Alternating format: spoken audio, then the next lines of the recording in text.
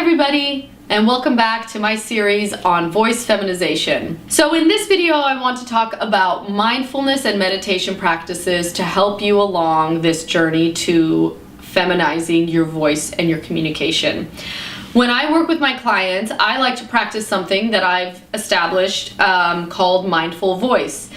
Mindful voice is a practice where we go really deep into the whole person and we discover that voice that is on the inside, that is heard from our mind's ear. And we also try to imagine with our mind's eye what our voice has in terms of its energy, its complexity, its coloring, its texture. And also we try to hear our voice in our mind's ear so that there is a model within you to kind of aim for. Sometimes what I like to recommend is listening to people speak, and if you feel like you have heard somebody talk that is a good vocal model, that can be a great outside model for a voice. But I also would love to see you, and with my clients that I work with privately, uncover the voice that you feel that you hear within yourself that you want to bring out as part of your transition, as part of unlocking your true vocal identity. So with mindful voice, what I ask is that you take time after you complete your vocal function exercises to either sit or lay somewhere where you have some privacy, and to take several deep breaths and think about what is the voice that you hear inside? What color and texture and energy does it have to it? And imagine that voice coming up and out of you as you do these exercises. It sounds a little bit hippie woo-woo, and I think that there's a lot of science behind meditation and mindfulness as just being generally a good thing to practice anyway. The reason why I encourage everyone to incorporate it into their vocal transition is because this work is really hard to do, and it is a marathon. It is not a sprint.